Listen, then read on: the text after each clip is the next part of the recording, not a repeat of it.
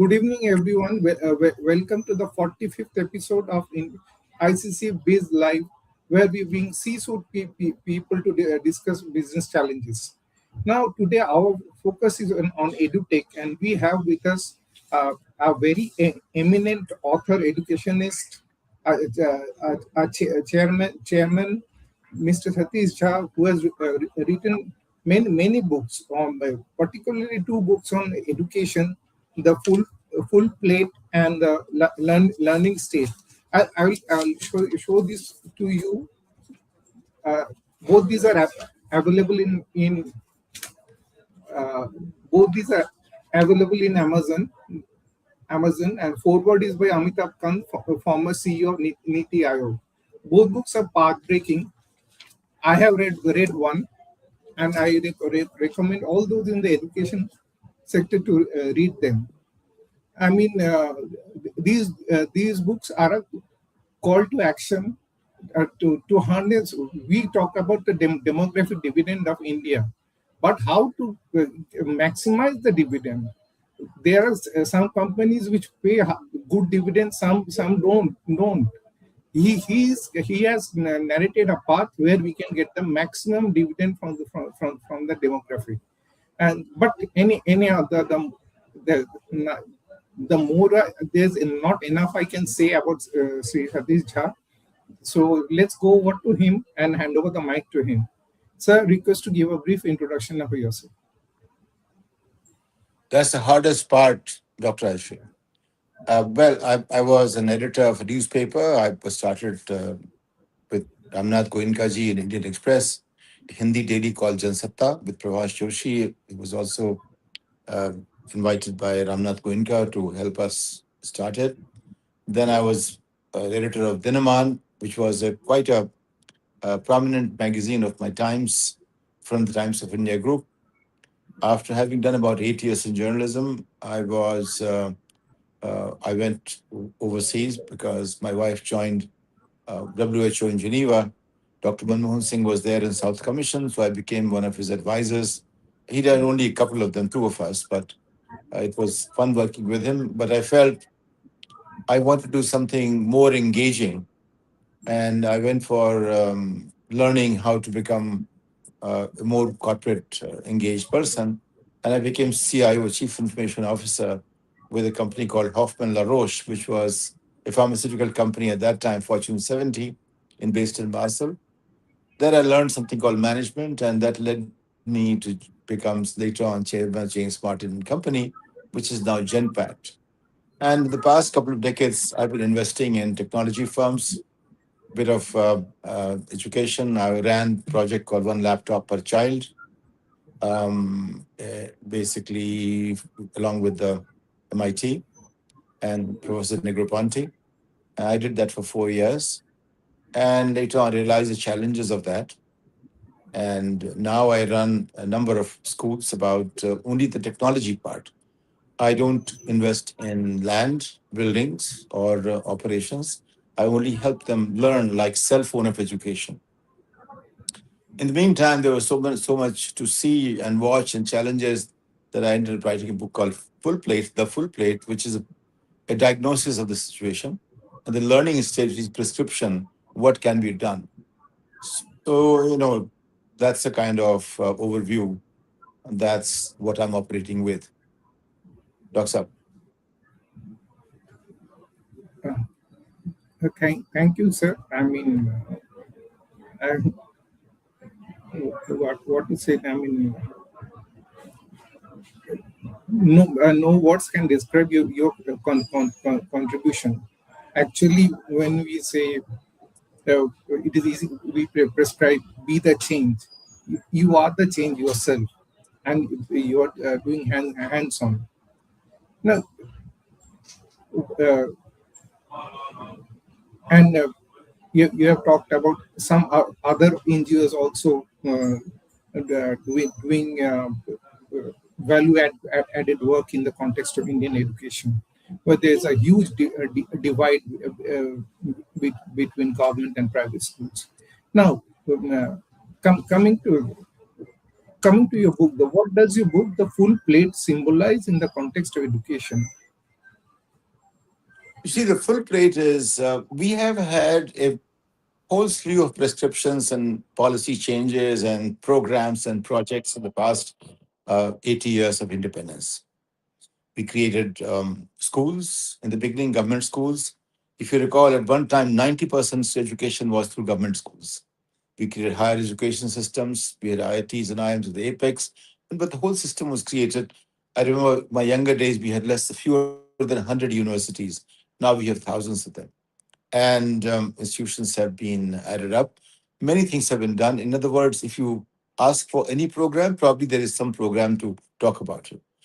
But the reality is that more than 90% students do not get what is called learning or education. They get they pass from one year to another. In high school, up to high school, there's no need for even sit in examinations. But in the end, what happens is someone who goes through the system capable of meeting the same benchmark that the world has set for that age group. So if you see somebody who passes out because of Government of India reports and ASER reports, ASER, they all been pointing out for 25 years that more than half the eighth graders do not have the learning or skills of a second grader. That's more than half the eighth grade. That's a lot of indictment of Indian education system. So children go through this school education and they pass from year to year. They are present in the school, but their mind is not engaged. If you don't engage the mind, then they don't learn much. All that will happen is they can say, I went through, school. If you remember some 30 years back, there was inflation of degrees was a big conversation. Means somebody who applied for a job where requirement was high school, but he couldn't get in, so he'll become BA, then he'll become MA, he become PhD and applying for a job of high school. And even after that, he may not get it. Because the skill of the high school person wasn't even after be doing a PhD.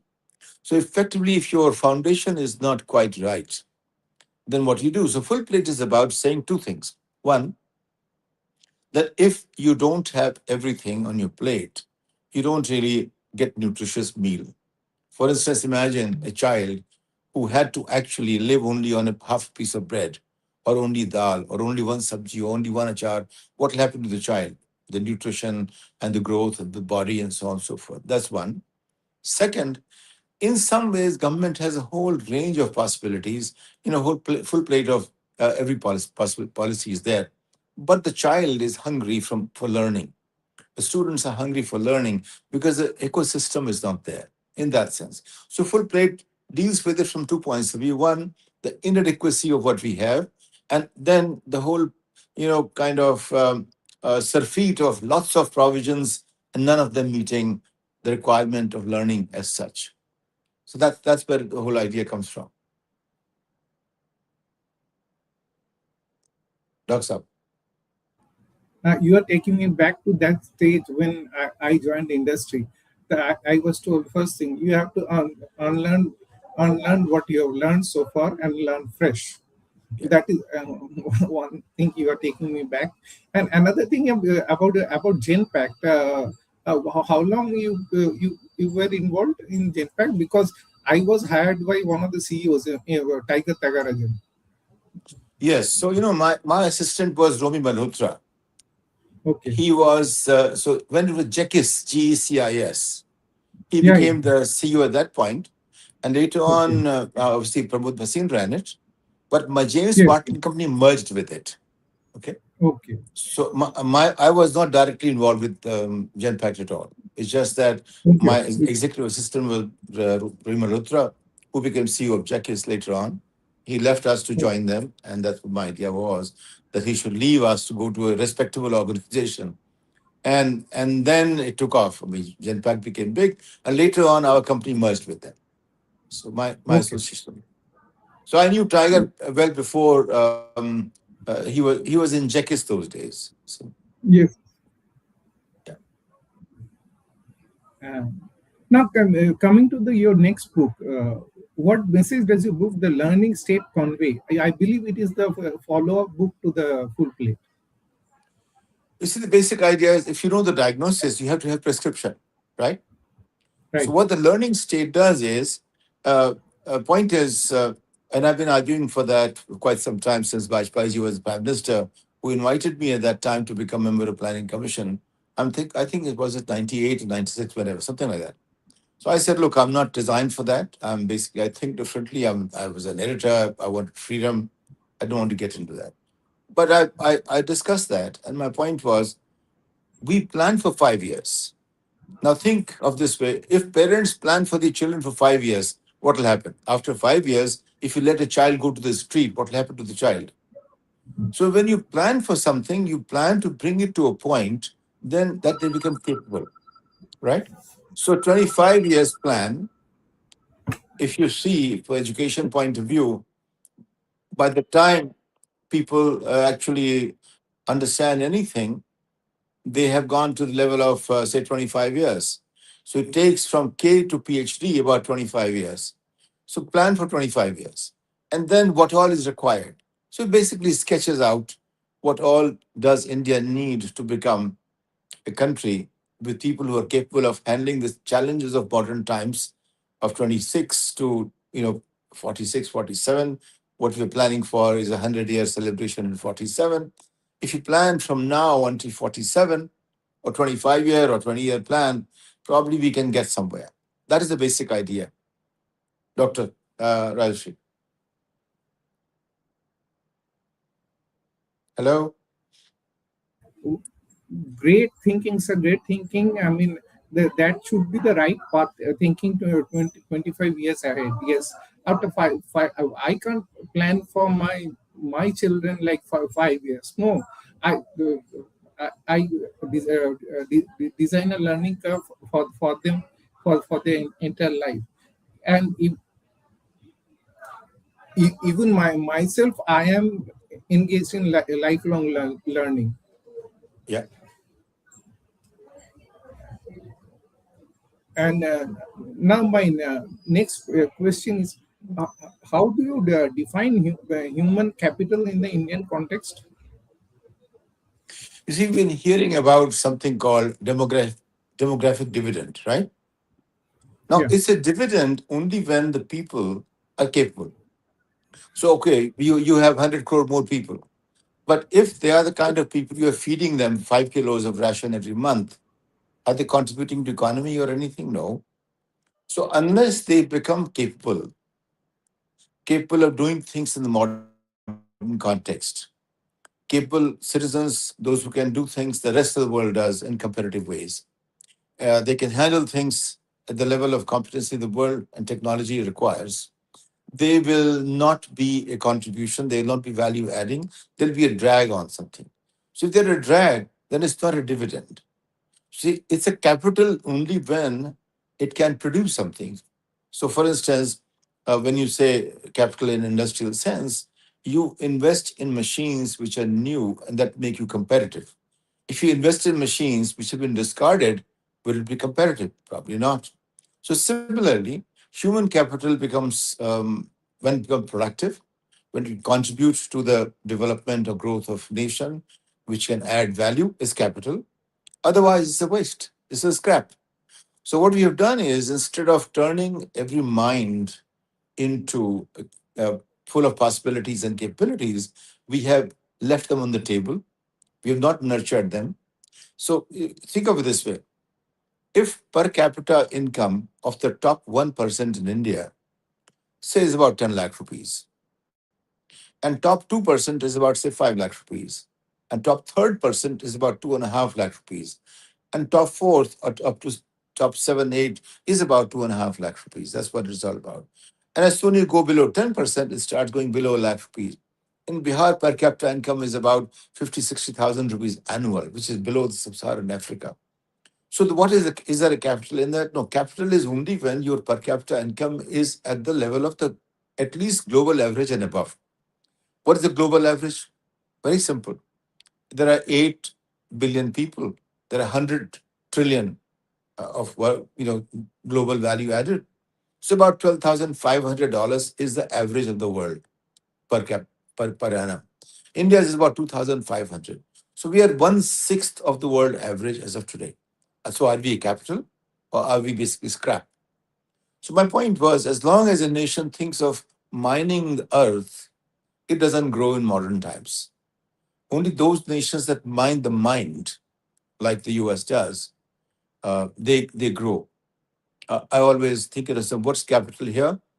Think of in the past 50 years, how many companies today in the top 10 of the world were born in the last 50 years? Almost all of them. And each of them has almost greater market value than India as a country.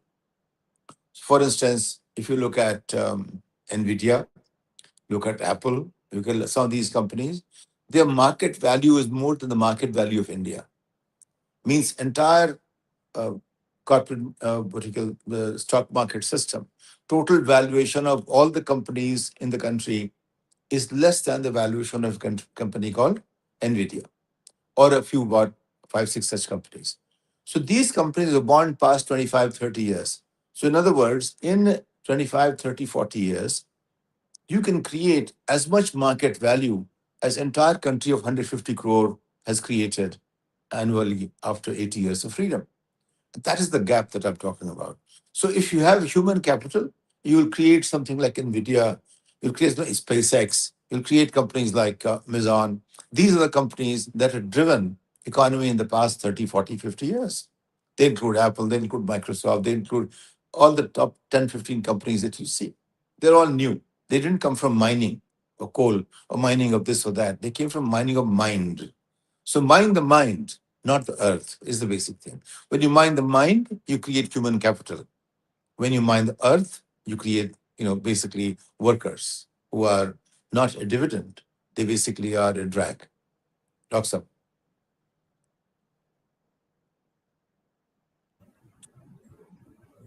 Absolutely right, sir. You are bringing me to some thoughts. Recently, I had the opportunity to meet Professor Sandeep Man. He said, we don't innovate. I mean, we do not have that mindset to innovate, and innovation is the only way an MSME can become an MNC. And another thing which I felt from my own heart is that thank God I joined the industry instead of continuing on the academic path. Later on, I did PhD also. But again, my thanks I got industrial exposure. I I I believe I am not an ivory tower economist, and I am proud of that because ivory tower economics, what we see is something not engaged, not at all uh, aware of reality. And we, those economists who go into industry, have a third eye. They know what is happening and what can be done to achieve results. Am I right, sir? No, no, fair enough. What I would say is, look, every role has a relevance. There's relevance for ivory tower economists, relevant for practical economists. Basic point is that any role that you see in the world, it has a relevance at some point somewhere. The question is, I have to be relevant at that point in time.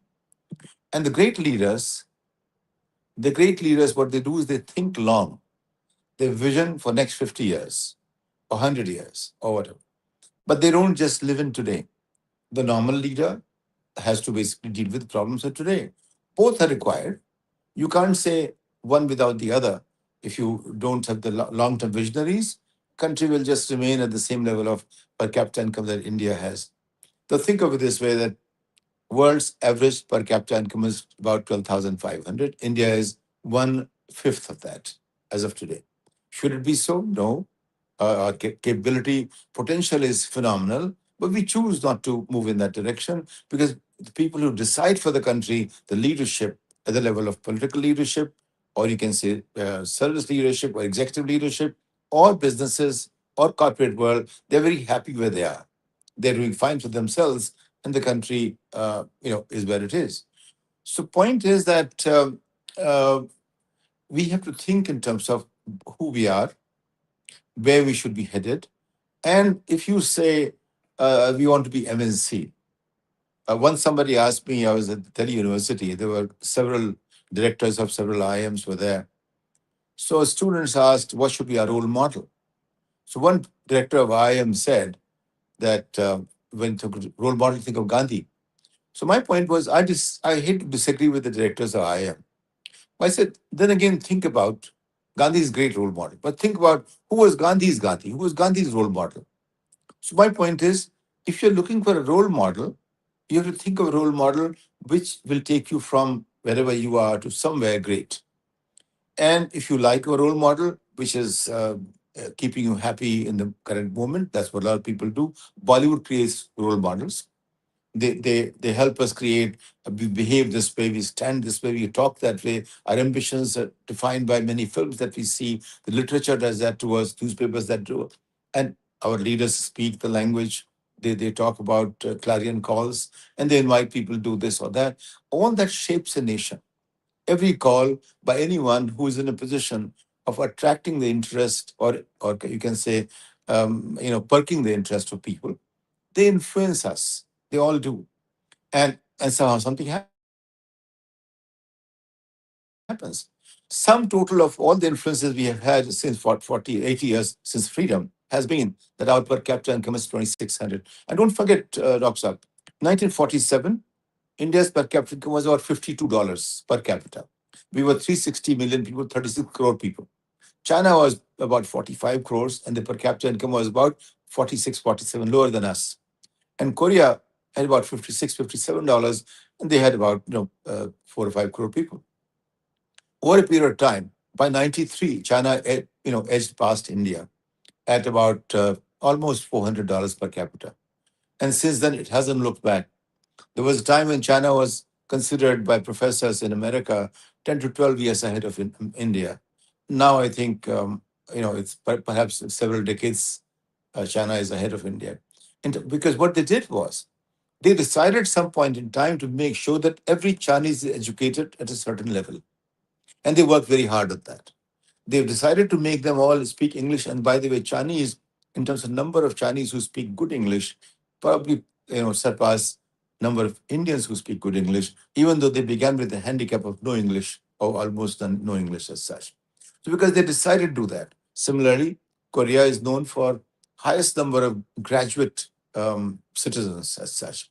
Percentage of graduate citizens in Korea, I think, well beyond America. I think it's something close to 60%. I'm not exactly right, but it gives you a sense of direction. They're in that direction. 60% citizens of a country being graduates. That's phenomenal.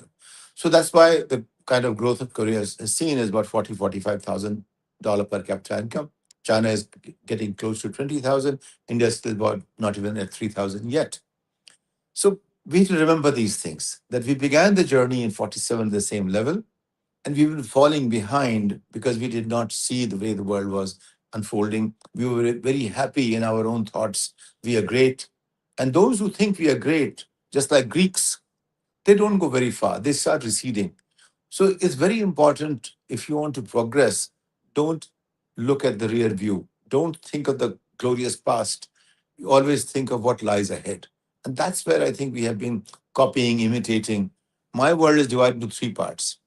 America innovates. China copies. India imitates.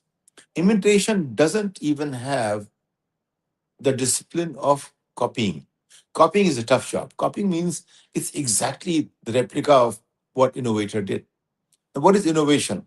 And I'll come to that. We do not understand the meaning of innovation in India. We understand the word. We can read the book. But the spirit of innovation is totally missing. In that sense, I'm talking about. It's not that we don't understand the word. It's not that we don't talk about it. So if you see, in fact, I'm looking at 98, 99, Dr. Mashelkar had just become the DG CSIR. And then he told me something, why don't you go ahead, and there are 40 labs, national labs I have. You meet all the directors, or you can call them at one place and spend time with them. If two of the 40 agree with your view of how we should go ahead, I'll consider that a success. Finally, I did that, and we all came together. And so in the end, 6 agreed to be with me. But I told Dr. Mashelkar, of the 40 I met, everybody, every director of CSIR lab those days used to be also an ex officio additional secretaries to the government of India. So I said, Dr. Mashelkar, look, I, I think I didn't meet a single scientist. I met additional secretaries to the government of India, all 40 of them. He said, that's the worst indictment of science. I said, Dr. Saab, we don't have science in India. We have people who are smart, who are intelligent, who read books of science, and they know what's in the books. But the spirit of science that drives science, that's missing because scientific temper, which is required to be creative in the field of science, that's missing. And we are not at the level that we can do the foundational work in that area. We should be looking at technology at this point in time. Of course, those who want to be in science, we should give them all the necessary resources. But that's not the driving place for us. We should drive with technology today. Translation of technology in a way that keeps us competitive in the world while meeting the needs of our own population. That's what we should be aiming at. But you see, things don't happen because one guy thinks this way or one guy thinks that way. So a lot of thinking goes as a nation. In nation building, all our political leaders, they come together. Our civil services come together, our businessmen. I remember sometimes in 2000 or 2001, I gave a speech. I said, Indian businesses are not ready to invest in technologies. If they do, they'll be investing in four, five, six generation behind because the whole mindset of investing in technology, which will yield result in a longer cycle, is just missing, or they have no risk appetite of that kind. So, like recently, I saw somebody. What is most important about America? Some major, I forget the name of the person who said the biggest thing about America is the amazing risk capital of investing in future and long term. Now that requires, if you have that, only then you go into the future and you create the future, you shape the future. And that's when, like American per capita income is almost like $90,000 today. And it doesn't mean that everybody earns 90,000. Median income is less than that. But the point is, people at the top 1 to 3% are making so much that the per capita income has gone up to 90,000. The median income is, I think, closer to 60 or so, something like that. I got to look at the numbers, but the perspective that I have from reading over a period of time, that's closer to what I'm saying at this point in time. So innovation is something we don't even understand as a nation. I can tell you one professor at IIM, one of the IIMs, he began talking about look at the how a man survives when suddenly there's a flood. How he picks up tires and ties that to the bicycle. That's survival. That's not innovation. Innovation happens at the frontiers of our current capabilities. Innovation doesn't happen at the level of trying to do put the tire to a bicycle to survive in a flood situation. That is anybody will do. That's not innovation. Innovation is the frontier of knowledge. Where are we? So, for instance, if the world is living with a cell phone, can I live with something? Can I make a better cell phone? Or how do I process the data? Sometimes India says, I've done UPI. But UPI model is again a global model. It came from America 20 years back. Of course, India has more people to transact, transactionally more, but where is the volume? India may have more billions of transactions, but in terms of the total value of transaction, America will be 30, 40, 50 times bigger. So point is not that. Point is this made it easier for people to transact, and that's a great thing. That is a good application of technology that we did as a nation building exercise. Similarly, in every sphere, we will think of how to take a technology and make it accessible to everyone. And that will be innovation. That what you're doing is you're taking something at the level of human achievement, and now you take the next step. But if you're going to look at what world solved 1,000 years back and then tweak it and then say it's innovation, that's probably a wrong definition of innovation. So our definition, our spirit, our sense of innovation is very different from what the way world thinks. Talks up. So I like to give one information. India has started manufacturing quantum computers at Amravati, Andhra Pradesh. And I know the person ex IBM, L. Venkata Subramaniam, and he has got a lot of support from Chandrababu Naidu. This is just for information. Now, coming back to the core subject, why do you argue that education reform should begin from the classroom rather than from policy documents? You see, our policy documents have been talking about things for 80 years, but it hasn't reached the classroom. So essentially, most of the prescriptions that you could give, they're all there. But so it's like you go to a kitchen, everything is there. There is pots and pans and stove and gas and ladle and spices and vegetables. What you do with it is important. So your policy, you can say a portfolio of policies are in front of you. But every single policy, if you ask me, I can tell you why it did not achieve the result we set out to achieve. Every single policy. And you can take anyone and ask me a question, and I'll probably have some reasonable argument for that, why it didn't succeed. Right? So my point is that just look at when Abdul Kalam was president, he said, let's give every school satellite antenna. Now, very fancy. I said, what will that do? So they gave satellite antenna, they got connected, and then nobody used them. All 12,000 or some numbers, whatever the numbers were. I went and saw some of them, nothing was used. Then they said, let's ICT to school. Well, 25 computers or desktops were given to schools. When I went, they were all lying in some rooms. Few schools I went to. I asked the principals, they said, if you use it, they'll go bad, and then I'll be accountable. So they were all locked up. I said, well, open it and let's see what children do. And then again, I went 2 weeks later, again, they were locked up. Similarly, government gave some kind of TV panels, etc.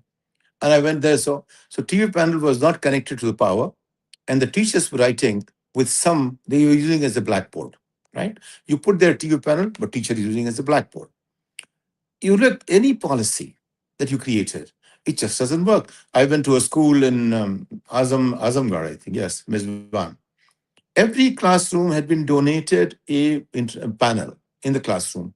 Not one teacher was using it. So I went day one, nobody was using it. Day two, then I finally asked them. They said they're challengers using it. So what do you do? So unless and until you start at the classroom level and see what actually works, you can devise any policy, it will always yield the same result that ASER says. Eighth grade students, two-thirds of them, they don't have the skills of second grader. Does it answer your question? I don't know. Answers very well. Now, you are answering that though we have the world's largest education system, learning remains a big challenge to us because of implementation issues. Now, next question is, how should India measure educational success beyond enrollment and examination results? Yeah, the point is, there's an old saying, maybe Peter Drucker said it. You get what you measure. So if you are going to say an employee he comes on time at the office, he'll probably come at 10:00. If you say if you come 10:01, you'll be penalized. He'll come at 10:00, he'll come 9:59. But it doesn't say what he should do in the day. He'll come, be there, and probably he still does nothing. So question is, what is it that you're expecting? You set the metrics first. What are you measuring it on? If you're going to say, are you high school pass? So they will try to high school pass. Okay, did you get 60%? They'll try to get 60%. The question is, that is not learning. That is education. So what has happened? India is a place in terms of examination where people want to pass an examination. You see, the biggest disease, the cancer of Indian society, from growth point of view, is the lack of proper education, which is then the gaps are filled in by coaching centers. What are coaching centers? Coaching centers are a symptom of disease. What is a disease? It's basically a cancerous disease of ignorance. What they do is, okay, last year or year before, these 10, 15 questions were asked in the board examinations. I'll make you good in those 10, 15, 20 questions. And whatever you get, you have to only answer 5 questions. The chances are you will get those and you will pass. That's what they do. So people know the answer to those questions which they were taught at coaching centers or something along those lines, but they never understand the meaning of that, what they learned. They don't learn anything. They know how to answer a question that will come in the examination. While if you talk to a seventh grader in America, you'll be surprised about the kind of knowledge the child has and the curiosity the child has and the way the child argues his or her case in any subject, any matter. And you can see the kind of engagement of mind in what they do. When we talk to our children, they are students of any class, and I'm not sparing even the people who've done PhDs as such. What they do is they know what they know. but they don't have the readiness to know what they don't know. What is education learning about? Learning is about how to know what I don't know. That's where we end up falling behind. What makes America competitive? Look, when we began in 1947, I think American GDP per capita was about $1,000, and we were at about 52, like I said, a gap of about 20 times. Today, we are at about 2,500, 600, 700. America is 90,000, which basically more than 30 times. When we in 1971, Indian rupee was equal to one Swiss franc. Today, Swiss franc is 120 rupees as such. What does it tell you? The pace of growth of Swiss economy was 120 times India's, even though India grew in population 4 times, and Swiss population is more or less constant from that point of view, maybe 5-10% of growth in 80 years. So the point is that we are not looking at any metrics which is right. Metrics of learning. Are our children learning age appropriate knowledge in the global context? So if a student of India is 16, and by the way, there is no question about it, they have capabilities, but they have not been given opportunities. Other day, just 2 days back, I met in New York or Boston one student.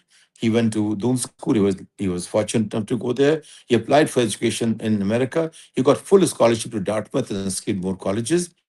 And he is about not yet 30. He raised $5 million to create his own company here. And he came on a scholarship to America for school education. And he had the ability to imagine that I want to do this, and he pursued that. So I think every year about a few hundred Indians get a scholarship to come to American schools.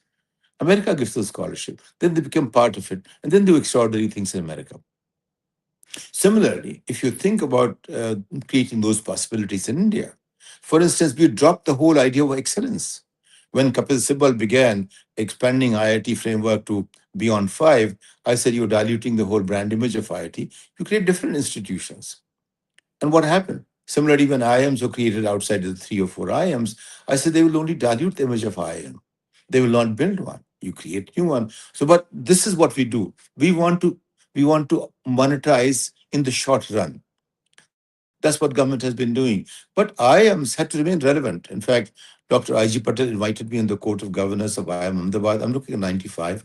I wasn't eligible because the whole system was designed so many from this sector, so many from that sector. I didn't belong to any sector they could take. But he invited me as he was the chairman and he could invite, so he invited. So I explained to him, I said, look, IIMs are a great place because they pick up the best students of India who have the aspirations to become managers. They're not a great place because their research happens, or the professors who were once very bright and good, but over a period of time, they basically receded in terms of experience. So when C.K. Prahlad left IIM Ahmedabad to come overseas, and he became probably from India one of the finest minds accepted by the world as a professor of management and strategy, everybody in Ahmedabad was very unhappy with him. His colleagues were unhappy with him. But had Prahlad not come, today in America, India is known for Prahlad. Because a man like Professor Prahlad came to Michigan and he created, in his strategy, he was in non-pareil. I mean, nobody was comparable to him. I've sat with him, sitting with, chairman of Fortune 10, 15, 20 companies. He was in, the chairman is the middle and he's on the left, I'm on the right, and I'm listening to the conversation. And that is the kind of attraction he created that people wanted to. In fact, Philip's chairman told me, the Prahlad is the man who made me turn Phillips around, and I gave him a room right next to he was just an associate professor at Michigan those days. So he had that charisma and capability, and so he changed thinking. That's what professors should do. Right or wrong, future will decide. But he was thinking afresh. How many Prahlads have you had in the entire IM system? I don't recall any. And he did something like that because he went out. So my point to Dr. Patel was our unless we connect us at various levels of global achievements and conversations, we will keep falling behind. Then our children can only go overseas and do well. So IIM graduates who go overseas, they do phenomenally well in general. They've done very, very well, as you can see. And we are very proud of it as Indians, though there is nothing Indian about them. A chairman of a large corporation of Indian origin in America has very little Indian about him, except that he was born in India. They don't think like an Indian. They think like in the context they are. and we forget that. So person who was left behind, who chose not to get out, he begins to in the local context. In local context, you see, my experiences make me. Our experiences make us. So if our experience layer upon layer upon layer is dealing with challenges of the day, we get caught up into that. We are not able to think of the day after tomorrow or a long term or future.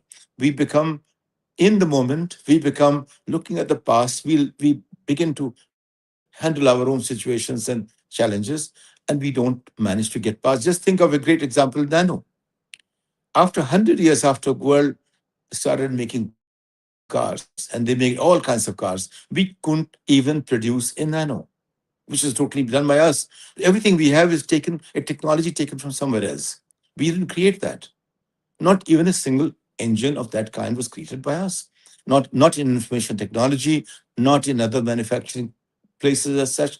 There must be some reason for it. We have to understand what the reason is and address that. Why is it that we have done nothing that the world says is basically world beating technology? If you've done something, I'd love to know that. That'd be great. That's a great feeling to have that we did it. But just one will not do. It has to be a culture. We do hundreds of that. Just one can be a fluke. Is it hundreds? I mean, when I was in Switzerland, often La Roche, so they tested me and they gave me a project. It worked out. Somebody said, maybe that's a fluke. Let's give them a second project. So I took second project. That also worked out. So now they knew that if they gave me a project randomly also, it'll work out. Now they have more faith in me and confidence, and they give more responsibilities. And that's how you get responsibilities, by proving that you can do this. Because somebody else is giving responsibilities, and you can't demand that. You can't ask for that. Similarly for India, it can't demand or ask for that. The world is there for you to take. It's up to you to figure it out how to do as much as the world can offer us. Knocks up. My next question is, what kind of matrix you define for competency-based education? You see, metrics generally is a very operational word, right? But for instance, I would say, you set a goal. What did John Kennedy do? He set a goal of in 10 years we will land on moon, and America landed on moon in 10 years. He said in 61 they landed in 69. So what you do is you set a goal, and so that's what goal setting. What metrics? The metrics that you set will shape the people and the way they think about it, the way they want to achieve. What should achieve metrics? So it should not be okay. How if you said how many patents, they'll start creating patents, which mean basically they just meet the criteria of creating a patent. They may be useless. I'll take you back a little bit of time. I was chairman of James Partner and Company, and suddenly there was Six Sigma approach came, and then there was this capability maturity model, CMM.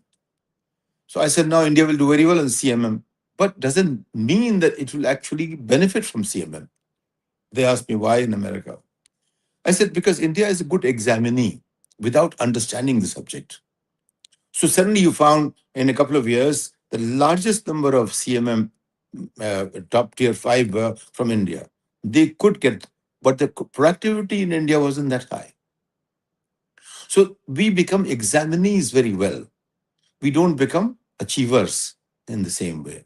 So because our metrics are different. So if the metrics is about achievement, probably you'll start achieving it. So if you say, have you passed the examination? Have you got this marks? They will end up achieving that. So similarly, metrics has to be something which is realistic. So what should be realistic metrics, for instance? So, okay, have you created a technology that the world says is ahead of them? If you start saying that, rewarding for that, probably think something will happen. So you say, okay, in this area, here is the world. If you go past this point, only then I reward you. And I reward you handsomely. Now you just see what happens. And you can create that in every. First is you benchmark where the world is. Then you benchmark where you are today. And then you go from here to there. What will take you there is the question. And it has to be done in every area. That's one. But then there is something called imagining the future area, which nobody imagines. What keeps America ahead of the world? I'll give you small examples, and you see, examples help us to understand something, and they can always be counterexample. I was a CIO with Roche, and so I got to see Comdex in the US. And when I came there sometime in the early 90s, I think the number in my mind is 612 products were showcased in that year in Comdex. It's a massive, I think, a couple of square miles of buildings, and they get every country in the world comes there. 612 new products. You look at 590 odd products of America, only 12 products, about a few from Japan, a few from Europe. Everything else was from America. This is about early 90s. How did that happen? Even today, the ratio hasn't changed much. How did that happen? Because here there's possibility in terms of ecosystem of innovation and learning, and people are rewarded for what new they create. Now take a company like 3M. 3M is a company with some 50,000 products. And they reward people to be entrepreneurs in the sense they are the ones who made Post-it, for instance. Post-it is a very easy example to give because it's a very simple thing, but they found a glue which sticks and then unsticks. So everybody says if you stick, it sticks. But this is the glue that sticks, that unsticks. Now, this is a very different kind of thinking. So America kept solving problems. A problem comes, okay, give it to people, let them solve. We don't have problem-solving approach. And our problem-solving, we accept at a much lower level of barriers or threshold. So you have to go on increasing threshold as such. You don't have to give them immediately. You go on gradually. You prepare the nation. It takes time. It doesn't happen overnight. So another thing we have challenged with this, what we normally achieve in 20 years, we won't achieve in 1 year. So that means that's best way to say we will never achieve it. So we are, we have questionable ways of looking at it on multiple counts. So metrics, what should the metrics be? I think any metrics which is not aligned with achievement at the global level will keep us behind. Talks up.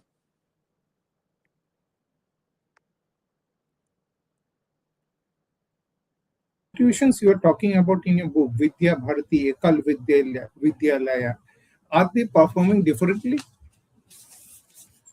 You see, Ekal Vidyalaya is an approach to help children who are in remote areas where there's no school at all.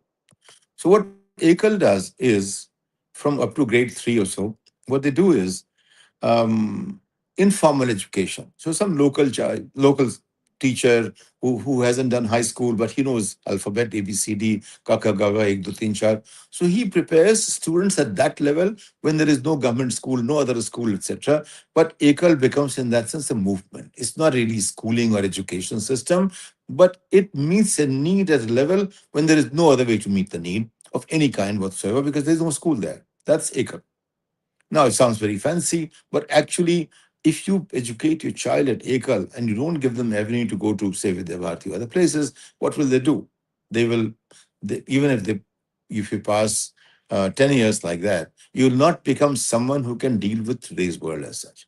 Now, they go to Vidyabharati. Vidyabharati is like any school system, except they try to bring in a few components. They try to bring in Saraswati Vandana in the morning, and it's beautiful, and they try to bring in their own culture, but they look at the same curriculum which state provides, state level curriculum or CBSE now getting into, or whatever the system says they do. And then they try to do that better at less cost. So the land is free, given by local community. Buildings are given by some businessman who can afford to give the building. School buildings are comparable to any other buildings, and they're like any private school or government school. So they have infrastructure-wise, they're as good as government schools. They're not as good as private schools.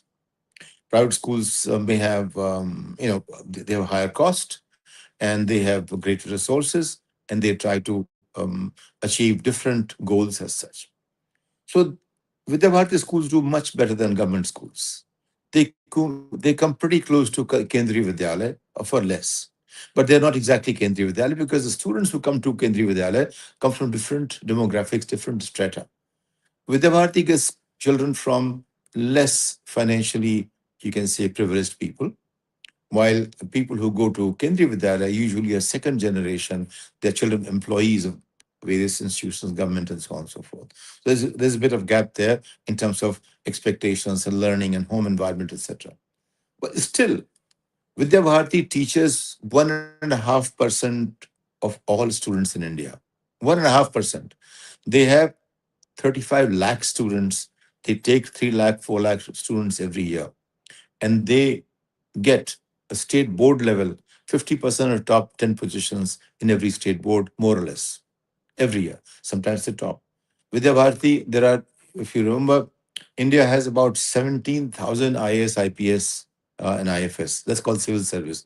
Civil service is only IAS, administrative service, police, and forest. That's called civil service. That is the allied services. There's about 17,000. 1,500 of them, they come from Vidya Bharati schools. Vidya Bharati school, they gave India the chief of defense staff. They gave India right now. I think a couple of chief secretaries came from Vidya Bharati schools. Some DG police came from Vidya Bharati schools. So they have done for less what government couldn't do. They've done for less what private sector do for about 3, 4, 5 times the cost as such. So that's what Vidya Bharati does. But more important, the teachers' salaries are very little, 15, 16,000 rupees. But they're lifetime teachers. They don't run away. They go to children's homes at 9 o'clock at night because they're interested in how children are doing. No government school teacher does that. No private school teacher does that. But Vidya Bharati teachers do that. They go to children's homes and talk about how are these kids doing? Do they have any challenges? Can we help them any which way? And they do it periodically. Every few weeks, they will walk into a child's home. Every teacher knows every child. So that is the kind of very engaged, motivated model where teachers are, keen on their students doing very, very well. Again, their teachers' capability may be as limited as it is because we all have our limitations. There's nobody with unlimited capabilities, so they have their own limitations. They work with their limitations and they try to provide as best as they can. So Vidya Bharati is at a proper education level. Ekal is, so I would say if Vidya Bharati offers full plate, Ekal is like giving you half a chapati or just one half banana. So that's where Ekal is. It gives you something where nothing exists, which is very, very important. While Vidya Bharati offers you full meal of education and learning, it's up to you, except the quality of meal may be not exactly what I would like them to have. Dr. We have overshot our time, but still I can go on with you for 2 hours. But I have three critical questions. I'm also opening the floor in case anyone in the audience wants to ask anything. They are welcome to do so. Now, three critical questions are left, after which we will wind up. One question is: you place teachers at the center of reform. What changes are urgently needed in teacher training? Okay, so you see, teacher teaches. If the teacher doesn't know himself or herself, then what will they teach? Like there is a video, and you can see that it's online actually. A teacher very happily in some Bihar school. How many days in a month? 30. How many months in a year? 12. How many days in a year? 30 multiplied by 12. They rise 360. Very, proudly. 360. So in a year, there are 360 days. This is your teacher in a government school who's paid a very decent salary. Now, if I take example after example, the kind of learning they have is at that level of learning. So how do you improve the quality of teacher? They are not the ones who come from very ambitious community. Those ambitious, they become IAS, allied, PCS, or whatever. They work very hard for local states. They want to get to services where they can get in by examination to a higher level of personal gratification. That's what they do. But then think of this way: a nation where every year 25, I mean, 2.5 crore children join the school system every year. But the total number of positions in UPSC are how many? There are 2,000 total, including allied services at the central level, and maybe about 10,000 all state level. Only for 12,000 students, how can you mortgage the future of 2.5 crore children? So that's what's happening. They all work for, and those who don't get into, some of them will become teachers. Now they've become teachers. They have no ambition, they have no aspiration, they're local, and if you talk to them, they will tell you, Saab, We get asked to do this, that, and everything else. Non-teaching jobs are given to us. We go for electoral duty. You got this duty, that duty, and so on and so forth. So they are treated like a government employee, where the positioning is in a school system, but they can be called in to do anything else, and their own role of being a teacher is not taken as seriously. Number one. Number two, a teacher has to constantly upgrade himself. Now, upgrading by examination is maybe procedurally the only thing they can do. But if that doesn't lead to the upgradation of teachers' capabilities, is as good as not doing anything at all. So teachers are not being trained constantly. And if you don't train them, when the knowledge, please understand, every 2 years, world adds as much knowledge as the cumulative knowledge of history until 2 years back. In other words, every 2 years, the knowledge base of the world is doubling. But our teachers remain where they were. I'll give you a small example. Once my son, he was, I think, third or fourth grade, and he wasn't doing homework. So we went to the school in America, and there were 8 teachers of his. They came and sat there. They met both of us, and we were talking about how is Ketan doing. So one teacher, English teacher, said, "Have you seen his homework?" But I saw the body language was very negative. History teacher said, "I've been here 25 years. He's my best student in 25 years." Others said something. Well, then I asked him when I went home, so, can you never show me your homework? He said, "Well, did you go to school today?" He was very smart. I said, "It doesn't matter whether I went to school or not, but what matters is I've never seen your homework. So maybe you should show me something." I said, "How about English?" He's okay if you insist. So he showed me. I said, there were 5 red marks. I said, when I read this, maybe your teacher is right. What do you think? Then he says, very interesting. He said, but if you read Wikipedia, then probably I'm right. I said, show me. I said, well, if I read Wikipedia, you are right too. Then he said, then you will say that why should I not follow the teacher because she's going to grade me or whatever? I said, well, that's very smart of you to say that. He said, but Dad, she is the best teacher in Maryland State. And she's also PhD from Harvard in English. But she studied 30 years back and she stopped learning after that. Who is telling me an 8-year-old child? This is a conversation I'm having in America with 8-year-old child whose teacher is a PhD in English from Harvard, who is voted the best teacher in the state, and he has an opinion on her. And I knew that he will do fine after that. If he can have that good an opinion on his own teacher, that she stopped learning 30 years back after her PhD from Harvard, I know that he doesn't need my advice, he will just do fine. And he became, at 22, finished his PhD in Imperial College Science, and he's an associate professor in Sussex or whatever. He's doing fine. He did not need my advice. I learned that 8 years of his learning. My point is, that is the kind of bar that America provides for its teachers. What is the bar we have provided? I'll give you an example. I went to a school where I had given every single child a tablet. Every classroom I had given, and I've given from my personal money, our family money, and like that. Anyway, we did that. And sometimes I would take money only from one major industrialist who somehow felt like giving, and I didn't want to take it because when you take money, you have to meet their expectations. In this case, I'm sitting with the teacher. All the teachers are there, about 15, 20. I finally said, look, let me ask you a simple question, which I was asked by UPSC a long time back, and I got the highest marks in interview in that year. And I said, what's the diameter of Earth? By the way, there were 18 teachers, not one of them knew. I had faced that question at 16 years of age in UPSC and got highest marks. That was long time back, 30 years back, 40 years back. Not one teacher knew that. I said, okay, what's the radius of Earth? They didn't know. What's the circumference of Earth? Whatever they said was nonsense.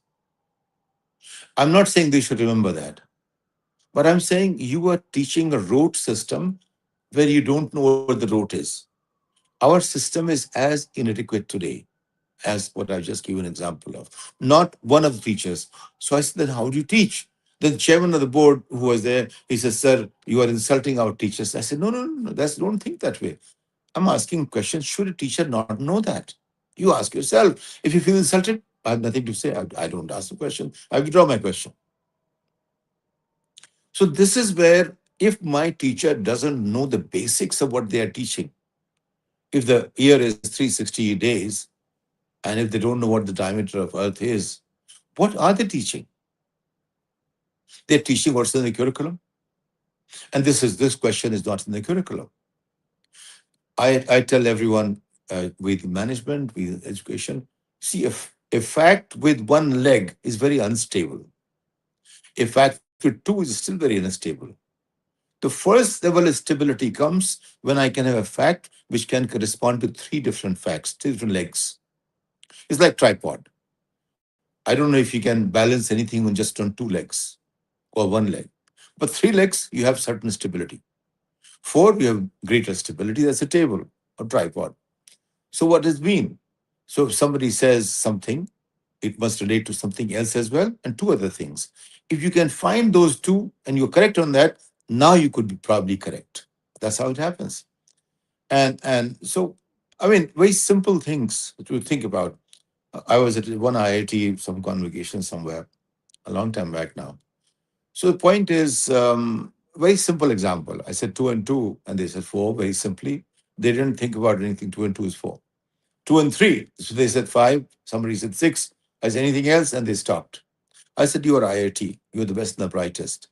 Two and three, any other relationship. They couldn't think of it at that point in time because they didn't expect such an basic question from anyone. Whatever the mindset was, probably the question was way below their par. But think of it this way. I had encountered that question in the US and Europe as well.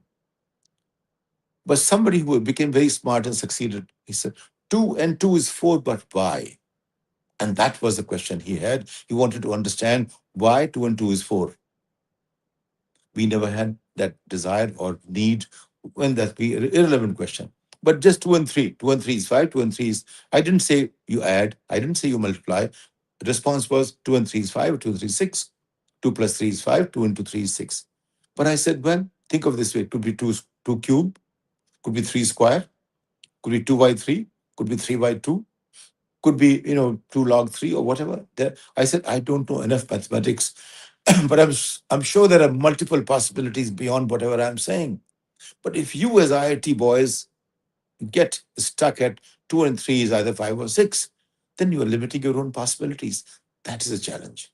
So teachers have to have that ability to go beyond whatever is immediate possibility. Without that, they will not. So how do you create a culture of training like that? That's what's important. So I want teachers to be ever curious, ever questioning, and motivated in learning themselves. They should be like Socratic dialogue we heard about. You heard of our old Mimamsa. In other words, if there is a question, what is behind that question, and what's behind the question, go on understanding and finding out. That questioning mind is what's important for the student as well as the teacher. Dr. Question, we have overshot our time a long. Last question is privatization of education in India has helped it, no doubt, but only where the names are big, reputed peoples. Not all privatization has helped at all. What is your opinion on this? You see, we are a society where some people are more capable than others, and some people are really more capable than others because of drive they have. Our potential is similar, but depends on the drive. I may have the same intelligence quotient, but if I don't want to get up, then obviously I don't want to get up and I'll be living with whatever I have. So there's some people who want to achieve more and they become our, basically business people. Some people want to achieve more as a parasite in the system, they become civil servants. Some people want to achieve more by earning more immediately, they become employees of corporate sector. Now, so they like little better things. They can't change the overall infrastructure, but they can change a few things they want to change. So their homes become better. They can buy better cars. They buy better international goods and so on and so forth. And they also want a better education for their children, and they pay fee. When I first saw there was a school in 2008 in Bombay was charging $100,000 per annum fee from children. And many international executives got transferred there because their companies would pay for their children to go to those schools as part of their, perks. Now that school had about 700 students, and they all paid 56 lakh rupees those days. That was dollar was 56 rupees. Today they charge only 28 lakhs rupees. In other words, they have become more efficient. Probably they have more mortgages than whatever they did. But today, if you go to schools like Doon or about 30, 40 schools, their fees about 20 lakh rupees a year. And they have different kind of education. They're more engaged, they learn more about society, they're better connected with each other. Their aspirations very different. They think on a global scale. So you get this kind of about 500 schools where fees are between 7, 8 lakhs to and above. That's what it is. And then you get to some another 1,000 schools which fees are about 3, 4 lakhs to about 7, 8 lakhs. And then you get to about 10,000 school of fees about between 2 to 4 lakhs. And then you get about another 30, 40,000 school where fees are above 1 lakh rupees. That's where you have possibility of a children learning something which will allow them to remain in pace with times. And as more they spend, that changes the quality of the personality and their aspirations and skills as well. But this is covered in any annual intake about 3, 4 lakh children altogether. But you are giving the system 2.5 crore children every year. We've just covered 3, 4 lakh children every year. And that's what India is. So this gap is going to remain unless we have a national. I mean, I'm not saying in America the gap doesn't remain. Even here, we have about 1,000 private schools where fees are from $30,000, $40,000 to $75,000, and parents pay and they like to be proud of it. But the rule is every child has to go to a local school in the town they live in, and that decides the value of town. That's the way they have organized. I'm not saying that's the best way to organize. I'm saying that's the way they have organized. Is there a better way to organize? Probably there is. Have you thought about it, created one? We haven't, so we don't know. So among the various systems we know, no system is perfect. They all have challenges. But ours is the least perfect or most imperfect that I can imagine. Probably there are other sub-Saharan African countries where there's problem. So, okay, point being this, that aspirationally, we will have a section of society which should always seek better and better and better, and they will find their own ways of dealing with it. They've always done that, and the rest will be left behind. Unless we make a national priority and we begin to think of India, that every Indian is just as capable as the one who goes to Doom school or any school. They're all as capable. Let's give them a chance to learn at the frontiers of their aspirations. I always say, I want our children to learn at the frontiers of their aspiration. I don't want to set their aspirations. I want their aspirations to be free. They can fly as far as they want, but we want to give them those that environment, but they have to do something for it as well. It won't be given on a platter. If you give it on a platter, they will become totally parasitical. They will expect things from people. I think the biggest challenge, Raksa, we gave our nation is we turned our nation into a nation of employees. We want to give you jobs. That is a poison.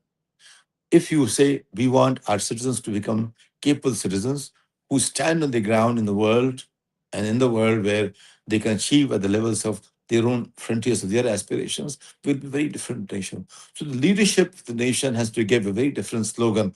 No working for jobs. Work because you can create a world where you can look after yourself and others as well. And everyone is capable of that. Everyone can do that. But that's a function of leadership. And that's probably where we have chosen a different path. Doctor. Overshot the time. We carry forward this message, and next we will come up with a publication of yours. Thank you, sir. Thank you, Doctor. Thank you very much.